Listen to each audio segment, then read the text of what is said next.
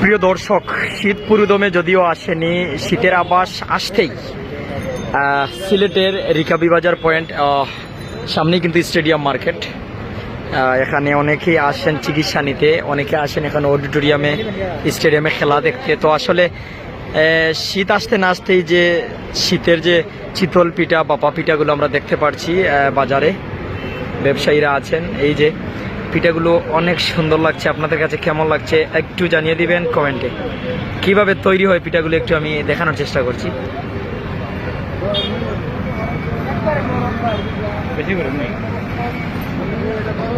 গুরু নাকি ভাই এটা?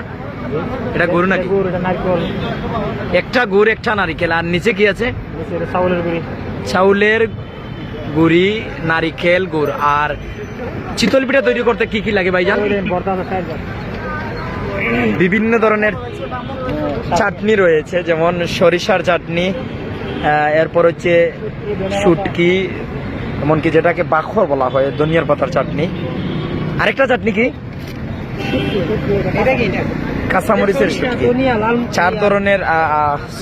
চার ধরনের চাটনি দেওয়া হয় একটা চিতল পিঠা। প্রতি চিতল পিঠার তলে অনেকটা শ্রম রয়েছে, সব মিলিয়ে নেওয়া হয় 10 টাকা।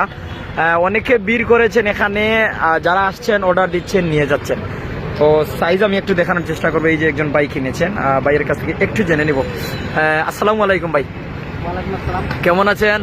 আলহামদুলিল্লাহ, খুব ভালো। কোন জায়গা থেকে ভাই এই সিলেটে? আমার বাড়ি হচ্ছে দিরাই বাটিপাড়া। দিরাই বাটিপাড়া আপনার বাড়ি? তো আসলে সিলেট কবে আসলেন? সিলেট আসছি 2 দিন হয়েছে। কি কিনলেন ভাই, কি কিনলেন? কিন্তু তো হচ্ছে চিতল পিঠা। প্রতি পিঠার পিস কয় টাকা? 10 টাকা করে। 10 টাকা। কেমন লাগলো আসলে জানাবেন। ভালো লাগছে, আমাদের শীতের মজাই কিন্তু এই চিতল পিঠা, কিন্তু চিতল পিঠা এবং ভর্তা দিয়ে অসাধারণ খেতে। আপনারা আসতে পারেন, সিলেট এসে খেয়ে যেতে পারেন। ধন্যবাদ ধন্যবাদ। অনেকে আসছেন, অর্ডার দিচ্ছেন। আসলে এই ছিল এখানকার চিত্র। সবাইকে ধন্যবাদ। আবার দেখা হচ্ছে অন্য কোনো লাইভে, অন্য কোনো ভিডিওতে। আর শুধু চিতল পিঠা নয়, এই সময়ে দেখা যাচ্ছে যে রাস্তার পাশে বিভিন্ন ধরনের পেঁয়াজি, চটপটি, এমনকি বিভিন্ন ধরনের দোকান। বিশেষ করে এখানে হচ্ছে ভাপা পিঠাগুলো, বাদাম ভাজাও কিন্তু পাওয়া যায় ভাই, ভাজা বাদাম। বেসিক্যালি ভাপা পিঠাগুলো খুবই মজার, কারণ মিঠা দিয়ে বানানো হয়, মিঠা মশলা। ধন্যবাদ ধন্যবাদ। প্রিয় দর্শক, দেখা হচ্ছে অন্য কোথাও কিন্তু।